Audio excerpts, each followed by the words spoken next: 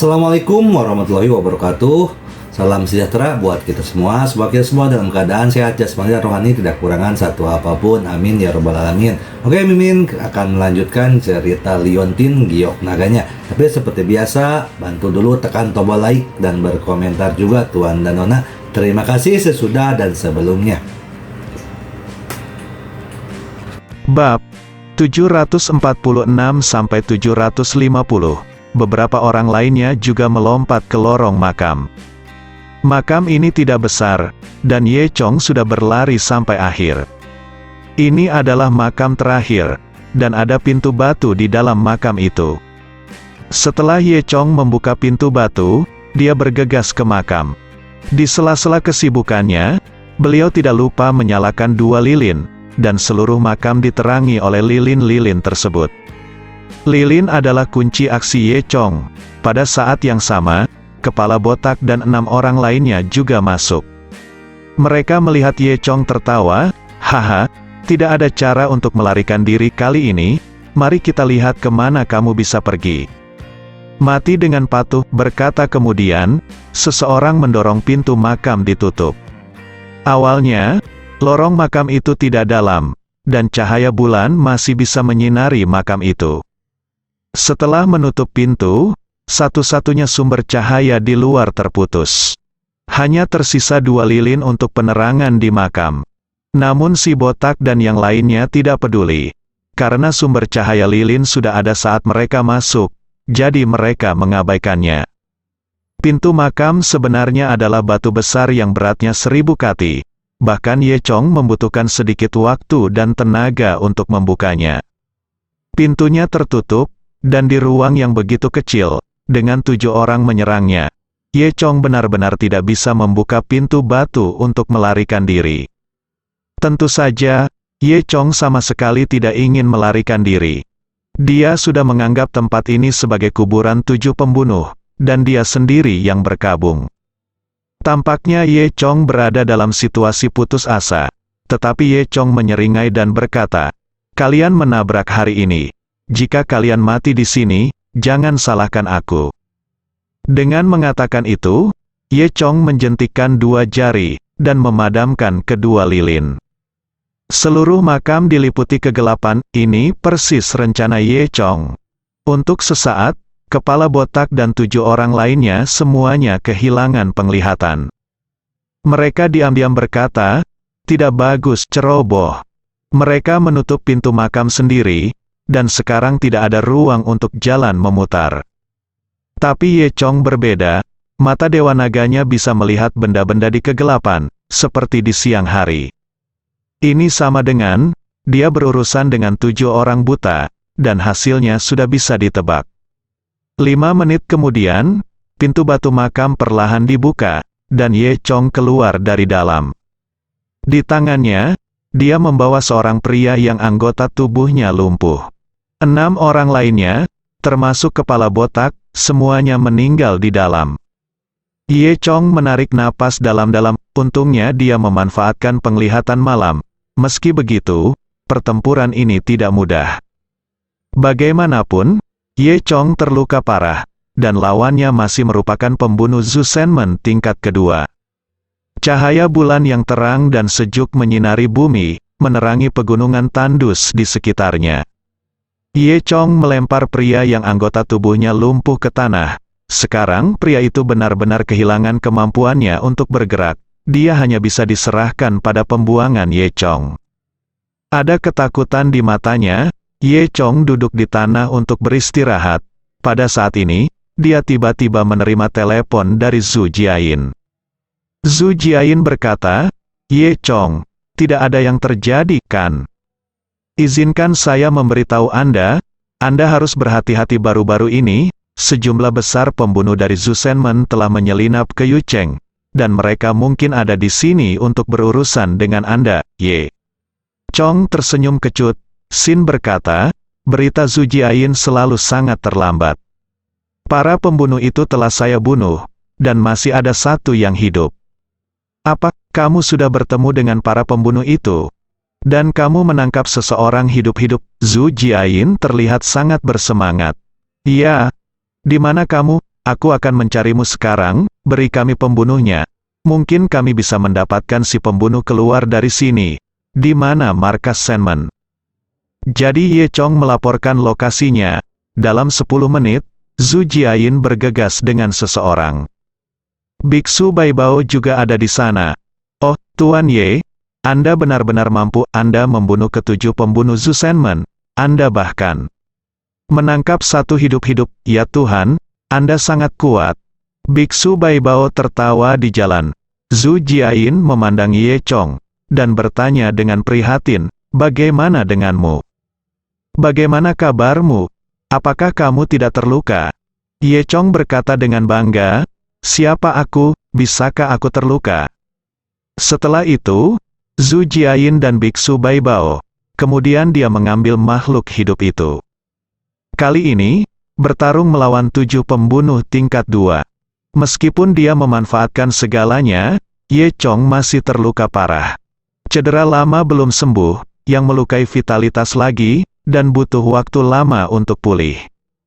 Sambil mengkhawatirkan masalah ini, Ye Chong pulang ke rumah. Begitu dia memasuki kamar tidur, dia menemukan jimat giok di meja depan, bersinar dengan cahaya putih. Mata Ye Chong berbinar. Jimat giok ini adalah jimat giok yang sengaja ia buat untuk terhubung dengan dojo istana naga desa Xiaoye. Jimat batu giok menyala, menandakan bahwa dojo istana naga telah mengumpulkan cukup banyak aura, cukup bagi Ye Chong untuk berlatih sekali. Ye Chong sangat gembira, ini jauh lebih cepat dari yang dia bayangkan. Dia tidak menyangka Dragon Palace Dojo bisa mengumpulkan aura begitu cepat. Tapi setelah dipikir-pikir, desa Xiaoye awalnya memiliki aura yang kuat, dan ada berbagai ramuan obat langka di bidang pengobatan, yang memberikan aliran aura yang stabil, sehingga memungkinkan untuk mengumpulkan aura terlebih dahulu. Tanpa basa-basi lagi, Ye Chong menggunakan lingkaran teleportasi malam itu untuk berteleportasi kembali ke desa Xiaoye. Saat itu sudah larut malam dan orang tuanya sedang tidur. Kamu Chong Ye dia tidak mengganggu mereka, tetapi langsung pergi ke tempat latihan di lantai 3 rumah itu. Berdiri di sini, Anda bisa merasakan aura tebal melayang-layang. Ye Chong sangat gembira, dan segera mulai berlatih sesuai dengan metode saraf naga. Melalui dojo istana naga, Ye Chong secara resmi melangkah ke langkah pertama kultivasi sejati. Dia perlahan menutup matanya, dan diam-diam melafalkan formula di dalam hatinya. Setelah Ki Naga dan Phoenix beredar di dalam tubuh selama seminggu, pori-pori seluruh tubuh terbuka. Seperti lubang hitam, dengan rakus menyerap aura di sekitarnya. Aura di dojo istana naga mengalir ke tubuh Ye Chong seperti ikan paus panjang yang menyerap air. Pada saat yang sama, mata dari 4 lingkaran sihir di tenggara, utara, dan barat juga memancarkan sinar terang, mengarah langsung ke langit. Di langit malam, sinar cahaya ini memadat menjadi naga panjang, melayang di atas kepala Ye Chong. Polaris di kejauhan bergetar. 3 jam kemudian, perut ikan berwarna putih muncul di timur. Ye Chong tiba-tiba merasa ada sesuatu di dalam tubuhnya yang tiba-tiba berubah, seolah-olah kertas jendela telah tertusuk. Sudah selesai, Ye Chong membuka matanya. Pada saat ini, tidak hanya luka dalamnya sembuh total, tetapi dia juga merasa tubuhnya penuh kekuatan. Kekuatan ini dikumpulkan olehnya di masa lalu, tetapi dia melewatkan kesempatan untuk mengubah kekuatan ini dari kuantitatif menjadi kualitatif. Tetapi pada saat ini, perubahan kualitatif telah selesai. Ye Chong akhirnya menembus batas manusia dan melangkah ke jalur kultivasi yang sebenarnya.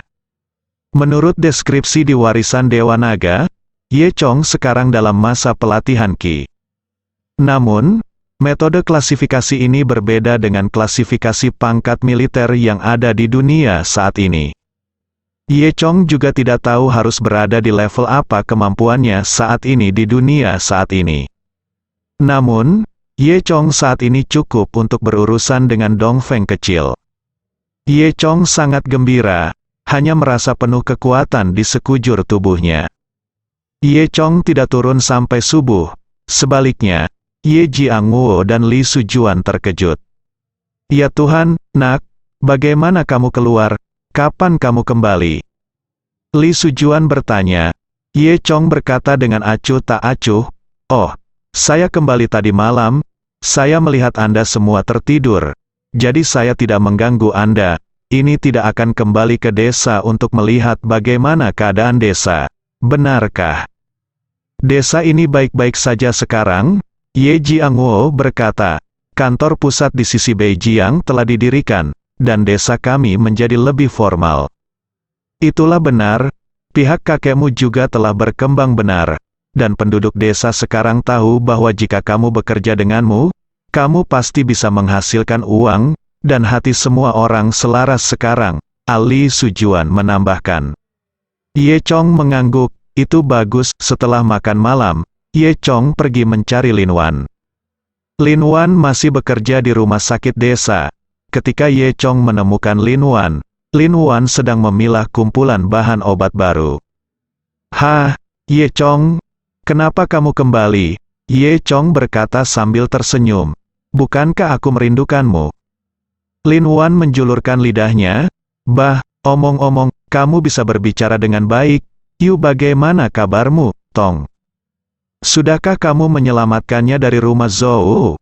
Ye Chong menggelengkan kepalanya dan berkata, "Belum, tapi segera." Dengan kekuatan Ye Chong saat ini, dia lebih yakin bisa membawa Zhou Yutong keluar dari rumah Zhou. "Ngomong-ngomong, Lin Wan, aku datang kepadamu untuk membicarakan sesuatu denganmu." Ada apa?" Ye Chong berkata. Aku membuka klinik pengobatan Tiongkok di Yucheng, dan akan diluncurkan bulan depan. Bersiaplah, pergi ke sana ketika saatnya tiba, dan kamu akan mengaturnya untukku." Lin Wan sangat bersemangat. Yucheng, dia bermimpi untuk bekerja di kota besar seperti Yucheng. "Oke, sekarang desa telah melatih banyak dokter desa, dan kemampuan mereka benar-benar mandiri, dan aku bisa pergi dengan percaya diri." Ye Chong mengangguk dan berkata, "Bagus sekali." Pada saat itu, pusat pengobatan Tiongkok akan melakukannya, akan menyerahkannya padamu. "Tidak masalah," kata Lin Wan sambil tersenyum. Setelah menyelesaikan dengan Lin Wan, Ye Chong kembali ke Yucheng melalui lingkaran teleportasi. Begitu dia kembali ke Yucheng, dia menerima telepon dari Biksu Baibao. "Tuan Ye, ini tidak baik. Sesuatu yang serius terjadi." "Ada apa?" Ye Chong mengerutkan kening. "Ini Zhu Jiayin, bukankah kami menangkap kembali korban itu? Melalui dia, kami telah memperoleh cabang Zhu Shenmen di Provinsi Jiangdong." "Anakku, aku bersikeras menyelidiki situasinya sendiri, tetapi aku ditangkap oleh orang-orang dari Zhu Shenmen." "Apa?" Ye Chong terkejut. "Zhu Jiayin ditangkap oleh Zhu Shenmen?" "Iya." Biksu Baibao He berkata dengan marah, "Jika aku tahu, aku akan bertahan dan tidak akan membiarkannya pergi. Aku tidak menyangka." "Lalu bagaimana situasinya sekarang?" "Orang-orang di Zhu Shenmen sangat merajalela. Mereka mengirimi kami video, mengancam akan mengeksekusi Zhu Jiayin dalam 3 hari. Berkata, Biksu Baibao mengirimi Ye Chong video. Dalam video tersebut, Zhu Jiayin diikat ke bangku. 2 pembunuh dari Zhu Shenmen berdiri di kedua sisinya. Salah satunya memegang senjata dan yang lainnya memegang pisau. Orang yang memegang pisau terkekeh, lalu menjambak segenggam rambut Zhu Jiayin, dan memotong rambut Zhu Jiayin dengan pisaunya. Dengan mulut tertutup dan tangan terikat, Zhu Jiayin hanya bisa menatap dengan marah. Kemudian, yang membawa pistol berkata, "Dalam 3 hari, kami akan mengeksekusi gadis kecil ini di depan umum, hehehe." Kemudian video itu hilang. Ye Chong mengerutkan kening setelah membacanya. Apa yang harus kita lakukan?" Biksu Baibao berkata. Sayangnya, bos saluran ketiga kita telah pergi ke ibu kota untuk melaporkan pekerjaannya, dan dia tidak akan bisa kembali sebentar lagi. Tuan Ye, saya tahu kemampuanmu. Jadi ini aku hanya bisa meminta bantuanmu." Ye Chong setuju tanpa ragu. Oke. Beritahu saya alamat cabang Zusenmen, saya akan pergi dan melihat-lihat. Kabupaten Changzhou awalnya hanya sebuah tempat kecil di Provinsi Jiangdong. Ini terkenal dengan banyak gunung dan bebatuan terjal. Ada banyak gunung tandus dan gunung liar di Changzhou yang sangat dalam, dan jalannya sulit dilalui, bahkan petani berpengalaman pun akan tersesat di sini. Oleh karena itu, hutan pegunungan yang luas ini merupakan area yang tidak dapat diakses. Dan di salah satu gunung tandus adalah basis cabang Zusenmen di Provinsi Jiangdong. Seluruh pangkalan dibangun di atas gua alam yang sangat besar, dengan segala macam fasilitas di dalamnya, tidak kurang dari rumah villa. Dongfeng sedang duduk di sofa panjang saat ini, dengan kaki bersilang, minum segelas anggur merah. Ada bawahan yang melaporkan situasinya ke Dongfeng. Saudaraku, Ye Chong telah ditemukan, dia sudah berjalan ke kaki gunung. Dongfeng menyeringai, hehe, bagus sekali, namun, selain Ye Chong, ada juga tim orang, yang tampaknya berasal dari zona perang kelima. Oh, orang-orang dari zona perang kelima juga ada di sini. Apakah pemimpin tim? Tanya Dongfeng. Sepertinya Lu Tianping, mendengar nama ini. Dongfeng terkekeh. Itu hanya orang kecil, jangan perhatikan itu. Dia meletakkan gelasnya dan berkata, bersiaplah, hari ini pastikan untuk membunuh Ye Chong. Sebenarnya, setelah Dongfeng secara tidak sengaja menangkap Zhu Jiayin, dia datang dengan rencana untuk menarik Ye Chong. Dia tidak berani muncul di sekitar Ye Chong sekarang karena keberadaan bos saluran ketiga, Yu Daye. Jika dia memimpin, dia pasti akan dihukum oleh Yu Daye. Yu Daye adalah prajurit tingkat Huang sejati, dan dia tidak berani memprovokasi dia. Oleh karena itu, dia menangkap Zhu Jiayin dan memposting video, mengancam akan membunuh Zhu Jiayin dalam 3 hari. Dia tahu bahwa hubungan antara Chong dan Zhu Jiayin sangat dekat, jadi selama Anda melihat video ini, Ye Chong pasti akan datang untuk menyelamatkan orang. Selama Anda menarik Ye Chong dan datang untuk menangkap kura-kura di dalam guci, membunuh Ye Chong adalah sepotong kue. Semuanya rencananya sempurna, satu-satunya hal yang dia tidak tahu adalah bahwa Ye Chong bukan lagi Ye Chong yang sama seperti sebelumnya. Saat ini, Ye Chong baru saja mendaki ke kaki gunung. Menurut kealamat yang diberikan kepadanya oleh Biksu Baibao, pangkalan militer cabang Zusenmen ini harus berada di puncak gunung ini. Ye Chong naik ke atas, dan sebelum dia berjalan lama, dia mendengar suara keras. Ye Chong berjalan mendekat dan melihat sekelompok orang yang mengenakan seragam zona pertempuran. Pemimpinnya adalah Lu Tianping. Hei, kakak Lu, kenapa kamu ada di sini? Ye Chong bertanya dengan rasa ingin tahu. Lu Tianping juga sangat penasaran saat melihat Ye Chong. Tuan Ye, mengapa kamu ada di sini? Setelah mengobrol, kedua belah pihak menyadari bahwa tujuan mereka sama. Ternyata zona perang kelima tempat Lu Tianping berada menerima perintah dari atas untuk membasmi sekelompok organisasi pembunuh yang bercokol di gunung ini. Tentu saja, puncak bantuan diminta oleh 3 saluran. Tim tempur ketiga yang dikirim oleh teater kelima memiliki efektivitas tempur yang relatif kuat di teater kelima.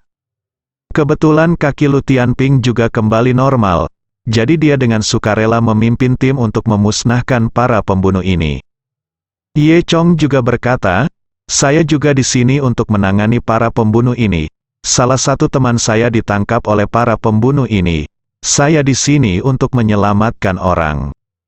Lu Tianping mengangguk dan berkata, Tuan Ye, ini saya di sini untuk masalah ini. Jangan khawatir, saya pasti akan menyelamatkan teman Anda. Saya pikir Anda tidak boleh naik. Tunggu saja di sini. Lu Tianping mengatakan ini karena kebaikan, meskipun dia tahu bahwa keterampilan medis Ye Chong sangat baik, dia tidak tahu bahwa latihan Ye Chong juga sangat tinggi. Dia pikir Ye Chong hanyalah orang biasa, jadi dia takut Ye Chong akan berada dalam bahaya setelah naik. Sebaliknya, Ye Chong tersenyum dan berkata, Kakak Lu, Kamu tidak perlu khawatir tentang masalah ini. Sejujurnya, aku juga seorang prajurit sebelumnya, jadi aku akan pergi bersamamu. Dulu dari teater mana prajurit itu? Tanya Han Bing, wakil kapten di sebelahnya. Ye Chong tersenyum, itu hanya seorang prajurit.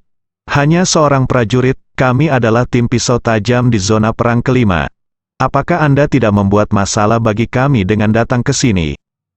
Saya pikir lebih baik melupakannya, Han, kata Bing menghina. Itu benar, tim kami tidak membutuhkan orang lain, dan kami belum pernah bekerja sama sebelumnya. Jika ada masalah, Anda tidak hanya tidak dapat membantu kami, tetapi juga akan menghalangi kami. Saya pikir Anda harus menunggu di sini. Kata tentara, semua orang setuju. Tak satu pun dari mereka percaya Ye Chong. Lu Tianping sedikit malu dan berkata, Tuan Ye, mengapa Anda tidak tinggal di sini dan menunggu kabar baik kami? Ye Chong menggelengkan kepalanya, dan dia berkata dengan tegas, jika kamu tidak setuju, maka kita akan berpisah, tentu saja. Lu Tianping tidak bisa membiarkan Ye Chong pergi sendirian. Bagaimanapun juga, pembunuhnya di sini dia juga mendengar, sangat berbahaya. Lagi pula, Ye Chong telah menyembuhkan kakinya, yang setara dengan menyelamatkan nyawanya. Lu Tianping berpikir sejenak, dan berkata, oke, dokter jenius itu, kamu bisa bergabung dengan kami, tapi kamu harus mengikutiku dengan cermat dan mengikuti perintahku. Bos, ini ya, wakil kapten Han Bing ingin mengatakan sesuatu yang lain. Itu dihentikan oleh Lu Tianping. Ye Chong tersenyum dan berkata, tidak masalah. Selama kamu memerintah dengan benar, tentu saja tidak masalah untuk mendengarkanmu. Kalimat ini membuat semua orang di bawah wakil kapten marah. Apa maksudmu dengan itu? Apakah perintahnya benar? Apakah itu berarti kamu meragukan kemampuan kapten kita? Han Bing bertanya, Nak, kamu tidak curiga pada bos lu saja, tapi bahkan seluruh zona perang kelima kita. Semua orang memandang Ye Chong dengan tidak senang. Lu Tianping juga sedikit tidak senang setelah mendengar kata-kata Ye Chong. Bagaimanapun, dia adalah panglima tertinggi di sini. Meskipun Ye Chong menyembuhkan kakinya, dia tidak bisa begitu percaya diri. Namun, pada akhirnya, Lu Tianping tidak mengatakan apapun. Ayo pergi, ayo maju, kata Lu Tianping. Semua orang terus bergerak maju, dan tidak butuh waktu lama sebelum mereka menemukan pertigaan di jalan pegunungan. Sebelah kiri jalan sempit, sedangkan sebelah kanan jalan lebih lebar. Wakil kapten, Han Bing, bertanya, Bos, ke arah mana kita akan pergi? Lu Tianping berpikir sejenak dan berkata, ambil jalan besar, jangan takut mengambil jalan besar, saya pikir para pembunuh ini pasti akan memasang banyak jebakan di jalan kecil. Mereka pikir kami akan mengambil jalan kecil, jadi mereka pasti menunggu serangan diam-diam, kami akan melakukan yang sebaliknya dan berjalan di jalan secara terbuka. Ye Chong menggelengkan kepalanya dan berkata, Kakak Lu, mari kita ambil jalan, para pembunuh ini tidak bodoh, dan mereka harus bersiap untuk kedua jalan itu. Secara relatif, akan ada lebih banyak jebakan di jalan utama, tetapi di sisi jalan kecil, kita memiliki lebih banyak ruang untuk bermanuver. Sebenarnya, Ye Chong melakukan ini karena pertimbangan para prajurit ini. Jika itu dia tidak akan peduli dengan jalan utama dan jalan kecil. Namun, para prajurit ini tidak menghargainya. Omong kosong apa yang kamu bicarakan? Membiarkan Anda mengikuti, saya sudah sangat memikirkan Anda, masih berani mempertanyakan pesanan bos kita. Wakil Kapten, Han Bing, berkata dengan tidak senang. Prinsip dasar tim adalah mematuhi perintah dan mematuhi perintah. Nyatanya, Lu Tianping juga cukup kesal. Dengarkan aku, ambil jalan. Dia berkata sedikit belak-belakan, kemudian, dia memimpin pasukan ke depan. Ye Chong berpikir sejenak, dan mengikuti, lagi pula, Ye Chong juga bertugas sebagai prajurit, dan orang-orang ini semuanya adalah rekan seperjuangan. Tentu saja, Ada perasaan, dia juga tidak tahan. Semua prajurit ini mati di sini. Semua orang berbaris di sepanjang jalan utama. Lu Tianping berjalan ke arah Ye Chong dan berkata, "Tuan Ye, apa kabar? Apakah Anda akan merasa tidak nyaman dengan pawai yang begitu cepat?" Ye Chong menggelengkan kepalanya. Faktanya, jika dia tidak menunggu para petarung ini, dia akan lebih cepat.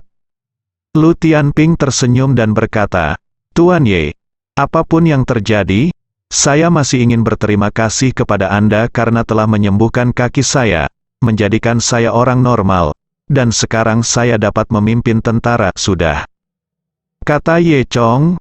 "Oh, Dokter Ilahi Ye bisa berpikir begitu, tapi dia memiliki pikiran yang luas." Lu Tianping mengatakan sesuatu, Ye Chong tidak menanggapi. Lu Tianping berhenti sejenak, lalu melanjutkan, "Dokter Ye, tahukah Anda? Saya biasanya suka membaca buku selain memimpin pasukan untuk berperang. Buku favorit saya adalah The Romance of the Three Kingdoms. Dalam Romance of the Three Kingdoms, aku paling suka Cao Cao." Benarkah? Ye Chong tidak tahu mengapa Lu Tianping mengungkit hal ini. "Betul. Aku masih ingat pertempuran Guandu. Cao Cao berhasil membakar Wu Chao. Karena teman lamanya Su Yu memberinya ide, sehingga Su Yu banyak berkontribusi dalam pertempuran Guandu." Ye Chong mengangguk. Dia juga mengenal 3 kerajaan dengan sangat baik. Lu Tianping melanjutkan, "Tapi Su Yu ini, dengan sedikit pujian, menantang. Dia selalu menentang Cao Cao di depan umum. Pada akhirnya, dia dibunuh oleh Cao Cao. Saya harus mengatakan bahwa kecerdasan emosionalnya terlalu rendah." Saat itulah Ye Chong mengerti mengapa Lu Tianping menceritakan kisah ini kepadanya.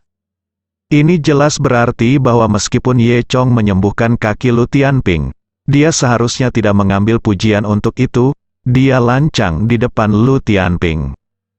Ye Chong tersenyum dan tidak berkata apa-apa. Saat berbicara, Ye Chong tiba-tiba merasa ada yang tidak beres di depannya. Bahkan, sejak dia berjalan ke Gunung Tandus, Ye Chong telah menghembuskan nafasnya, selalu merasakan situasi di sekitarnya. Karena dia tahu itu ada pasti banyak jebakan di jalan ini. Benar saja, sekarang, dia merasa ada banyak benda asing yang terkubur di tanah di depannya, yang seharusnya adalah ranjau. Teriak Ye Chong buru-buru, "Apa yang kamu lakukan? Apa yang kamu bicarakan lagi?" Wakil Kapten Han Bing bertanya dengan mata terbuka lebar. Lu Tianping juga sedikit tidak senang. Mungkinkah cerita tadi sia-sia? Apakah Ye Chong tidak mengerti? Dia hanya mengisyaratkan Ye Chong, dan sekarang Ye Chong berani mengeluarkan perintah di sini tanpa izin. Benar-benar tidak masuk akal. Ye Chong berkata, "Ada ranjau darat di depan." "Kentut," Han Bing memarahi. "Kami memiliki detektor ranjau. Mengapa dia tidak menemukan ranjau itu?" Tim Lu Tianping juga bukan vegetarian. Mereka sangat berhati-hati. Ada seorang insinyur di depan, memegang mesin pendeteksi ranjau, membersihkan tanah, dan hanya setelah aman, pasukan besar akan lewat. Ye Chong berkata dengan acuh tak acuh, "Ada jenis ranjau darat khusus yang terkubur di bawah sini, dan detektor logam Anda tidak dapat mendeteksinya." Apakah ini tambang khusus? Detektor logam tidak dapat mendeteksinya, tetapi Anda dapat mendeteksinya. Anda lebih baik daripada detektor logam? Bagaimana Anda bisa menyombongkannya? Han Bing mengutuk. Lu Tianping berkata dengan muram, "Tuan Ye, pasukan kami memiliki disiplin kami. Tolong jangan beri perintah seperti ini. Jika tidak, maaf, saya hanya bisa membiarkan Anda pergi dari sini." Ye Chong mengangkat bahu. Sepertinya tidak ada orang di sini yang mempercayainya. Kemudian, dia mengambil sebuah batu dan melemparkannya ke tanah di depannya. Secara umum, tambang semacam ini yang terkubur di dalam tanah tidak akan terpicu meski terkena batu. Hanya ketika kekuatannya cukup, misalnya, ketika seseorang menginjaknya, perangkat yang sesuai akan dipicu. Namun, Ye Chong menanamkan semangat naga dan phoenix ke dalam batu. Oleh karena itu, ketika batu menyentuh tanah, itu sangat kuat, menyebabkan seluruh tanah berfluktuasi. Dan semua ranjau darat itu dipicu oleh fluktuasi tanah, dan segera terdengar ledakan, bum bum bum. Semua orang melihat kumpulan percikan api meletus di tanah di depan mereka, dan asap serta debu berhamburan ke segala arah. Setiap ranjau darat yang mematikan hanya cukup untuk membunuh satu orang. Area ranjau darat yang luas ini terhubung, dan tidak mungkin untuk bertahan hidup jika Anda berjalan di dalamnya. Setelah ledakan, tumpukan lubang tanah tertinggal di tanah. Semua orang tercengang, melihat tanah yang berantakan di depan. Ini berbahaya, jika baru saja berlalu, aku harus mengaku. Pada saat ini, semua orang mempercayai kata-kata Ye Chong. Kamu, Dr. Ye, bagaimana kamu melihat ini? Lu Tianping sedikit malu. Dia masih menyindir sekarang, tapi dia tidak tahu bahwa Ye Chong menyelamatkan hidup mereka. Jika saya mengikuti instruksi saya barusan, saya tidak tahu berapa banyak rekan satu tim yang akan mati. Ye Chong tidak mengatakan apa-apa. Melihat pemandangan ini, Han Bing dan banyak prajurit merasakan sedikit kekaguman pada Ye Chong. Anak ini memiliki beberapa keterampilan, Han Bing berpikir pada dirinya sendiri. Namun, salah jika bersaing secara terbuka dengan bos untuk mendapatkan perintah. Setelah itu, semua orang terus bergerak maju. Jangan bergerak, Setelah berjalan beberapa langkah, Ye Chong menghentikan Han Bing lagi. Ada apa? Tanya Han Bing. Ye Chong berkata, Wakil Kapten Han, kamu menginjak ranjau darat. Faktanya, Ye Chong lalai, baru saja dia melempar batu, yang menyebabkan ranjau darat meledak. Tanpa diduga, ada ranjau darat yang tidak diledakkan. Saat ini, ranjau darat berada di bawah kaki Han Bing. Ranjau darat apa? Aku tidak merasakannya sama sekali. Jangan bicara omong kosong dan menakut-nakuti kami. Meskipun dia berkata begitu, Han Bing tidak berani mengangkat kakinya. Lagi pula, masalah itu sangat penting. Jadilah terkubur bersamanya. Pada saat ini, Lu Tianping juga berlari. Dia berjongkok dan melihat kaki Han Bing. Kapten, apakah anak ini sakit? Apakah dia kecanduan mengeluarkan perintah? Han Bing berbisik kepada Lu Tianping. Bukankah ranjau darat baru saja meledak? Dan saya sama sekali tidak ingin menginjak ranjau darat. Elf Tianping berjongkok di sana dan memeriksanya. Memang ada ranjau darat di bawah kaki Han Bing. Dia menatap kosong Han Bing, dan mengutuk, kamu benar-benar idiot, sudahkah Anda menginjak ranjau darat? Sama seperti Anda, jika Anda mengangkat kaki, berapa banyak rekan yang akan terbunuh? Saya pikir Anda harus kembali ke saya dan mulai dari petugas pemadam kebakaran. Han Bing dimarahi oleh Lu Tianping dan tidak berani berbicara lagi. Apa, aku benar-benar menginjak ranjau darat? Ranjau darat jenis baru ini sangat ringan, jadi Han Bing menginjaknya tanpa merasakannya. Lu Tianping menggali untuk waktu yang lama, tetapi tanpa diduga, ranjau darat ini sangat sulit untuk ditangani. Selama Anda memindahkannya sedikit, itu akan meledak.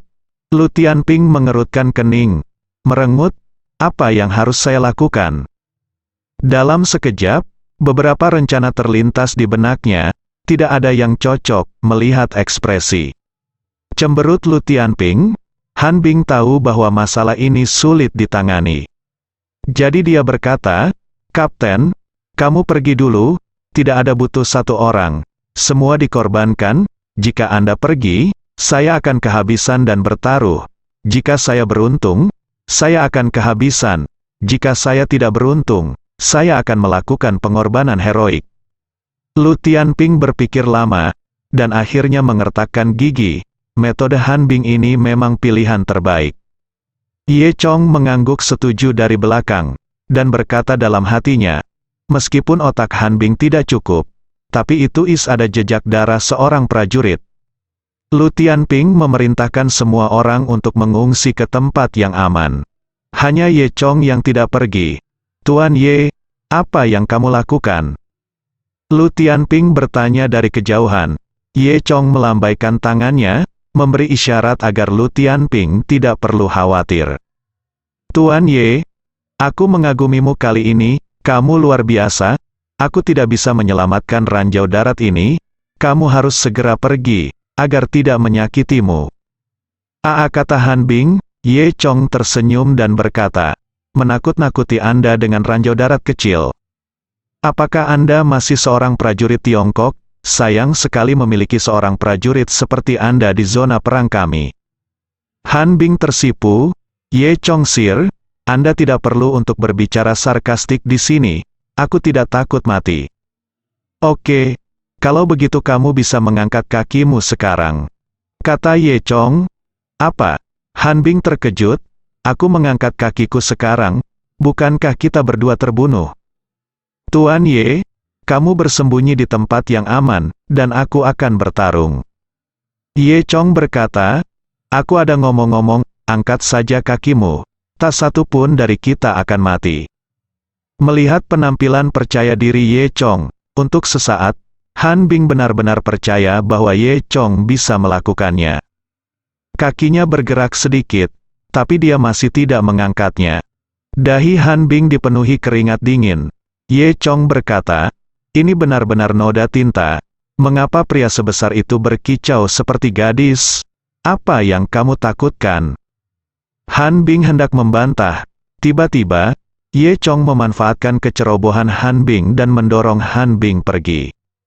Han Bing didorong oleh Ye Chong, tubuhnya miring, dan kakinya segera meninggalkan ranjau darat. Ranjau darat semacam ini, dari waktu ketika kaki manusia meninggalkan bidal menuju ledakan ranjau darat, hanya membutuhkan waktu 0,01 detik. Dan dalam waktu sesingkat itu, Ye Chong menunjuk seperti embusan angin, secepat kilat, dan menekan satu jari ke pin tembak dari ranjau darat, tidak membiarkannya terpental. Pin tembak sangat kecil, tidak jauh berbeda dengan paku. Dalam waktu sesingkat itu, Ye Chong mampu menekan pin tembak dengan sangat akurat. Pada saat yang sama waktu, karena pin tembak sangat elastis, Han Bing menginjaknya dengan seluruh kekuatan seluruh tubuh memastikan bahwa pin tembak tidak memantul dan menjaga keseimbangan kekuatan.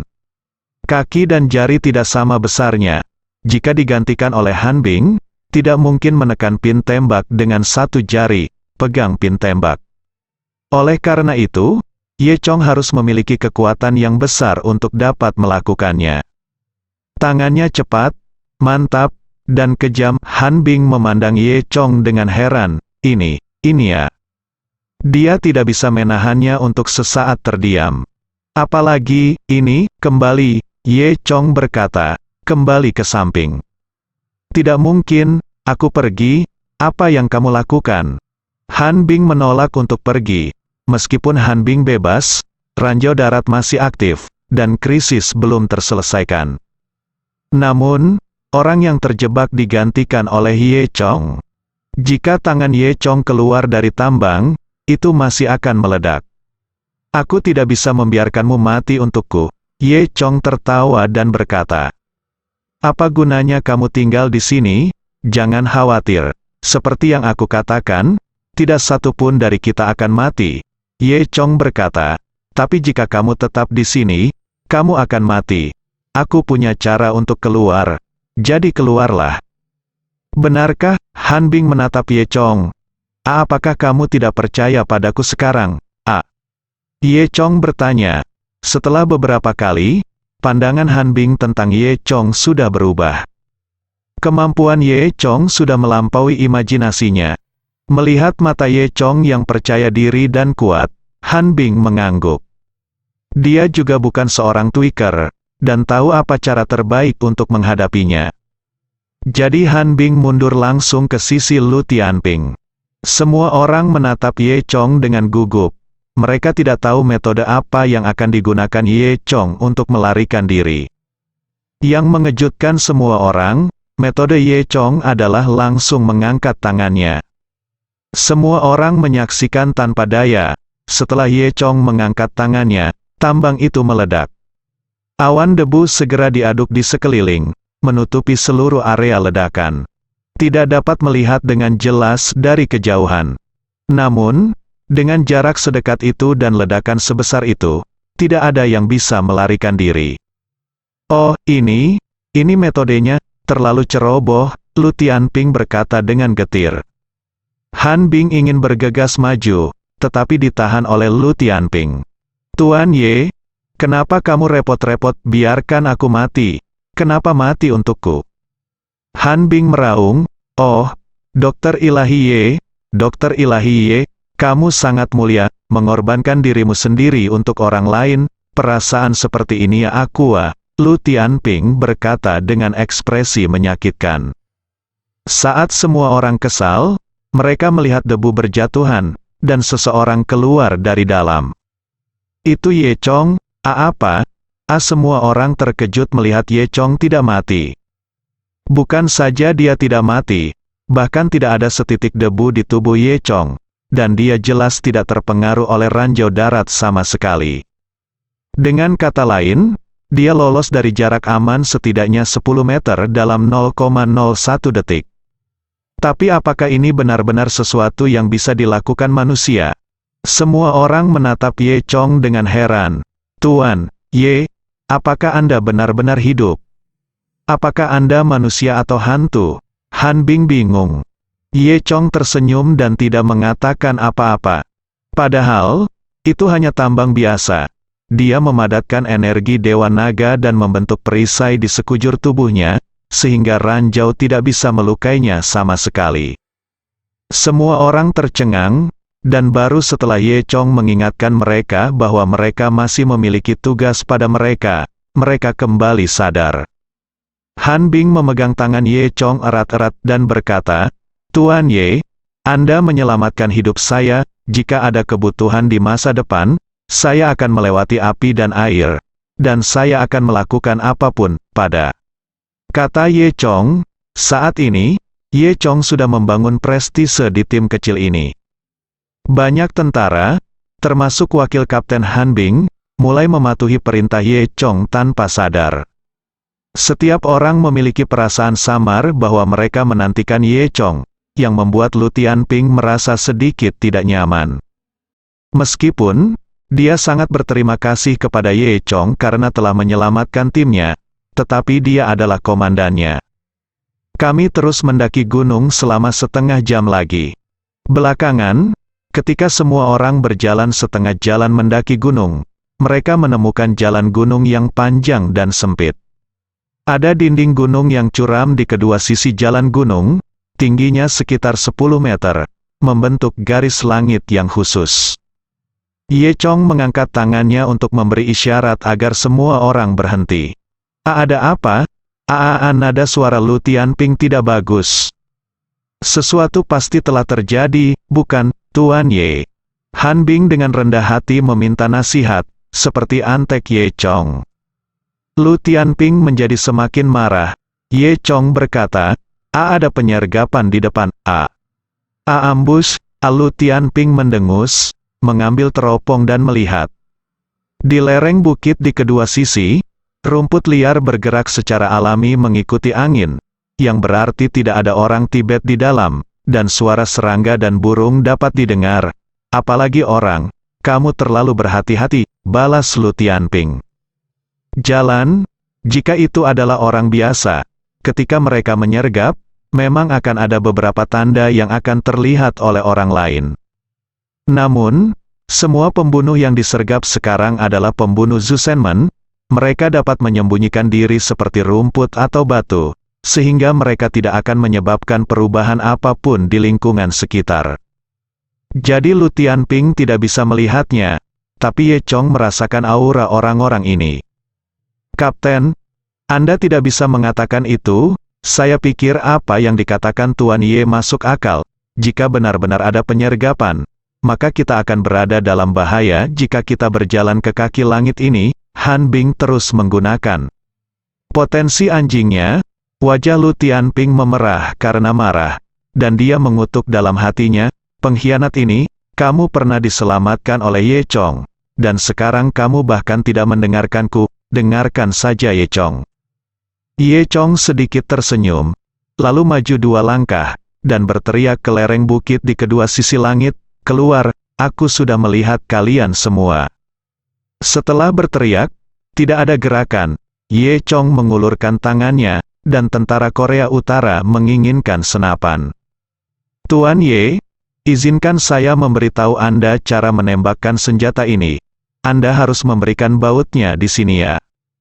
Sebelum Han Bing selesai berbicara, Ye Chong menembak dengan terampil. Dengan suara "bang", segumpal kabut darah naik dari rerumputan di puncak gunung. Seorang pembunuh Zhu Shenmen dibunuh secara langsung. Benar-benar ada penyergapan. Lu Tianping terkejut. Jika bukan karena Ye Chong, jika mereka memasuki Yixiantian, semuanya akan berakhir. Melihat komplotannya dipukuli sampai mati, para pembunuh lainnya tidak bisa bersembunyi lagi, dan melompat keluar dari rerumputan di puncak gunung. Ada hampir selusin pembunuh dari Zhu Shenmen, semuanya adalah pembunuh tingkat 2. Setelah beberapa lompatan, mereka melompat menuruni lereng bukit setinggi 10 meter dan mendarat di depan Ye Chong, Lu Tianping, dan lainnya. Baru pada saat ini Lu Tianping benar-benar yakin akan Ye Chong. Jika tim ini tidak dipimpin oleh Ye Chong, tetapi dia memimpinnya, saya khawatir semua orang akan mati sekarang. Namun, sekarang bukan waktunya untuk berpikir terlalu banyak. Karena pembunuh tingkat 2 itu sudah mulai mencari. Mereka semua diatur di sini oleh Dong Feng, dengan tujuan merampok dan membunuh tim Lu Tianping. Faktanya, jika bukan karena Ye Chong, penyergapan mereka akan berhasil. Selama lawan memasuki garis langit, mereka akan mendorong batu itu ke bawah terlebih dahulu, lalu membakarnya. Ketika tidak banyak orang di dalam yang mati, mereka akan melompat ke bawah, membunuh semua yang hidup, dan menyelesaikan pertempuran. Tapi mereka tidak menyangka Ye Chong akan bergabung dengan tim Lu Tianping. Disinilah menjadi sedikit rumit. Meskipun mereka ditemukan sebelumnya, para pembunuh tingkat 2 ini tidak peduli. Basis kultivasi mereka lebih dari cukup untuk membunuh para pejuang Lu Tianping itu. Satu-satunya yang sulit dihadapi adalah Ye Chong ini. Faktanya, mereka tidak mengetahui detail Ye Chong. Mereka hanya mendengar bahwa Ye Chong telah membunuh seorang Ling Huye. Tetapi dengan begitu banyak pembunuh tingkat 2 di sini, akan mudah untuk membunuh Ye Chong Dao.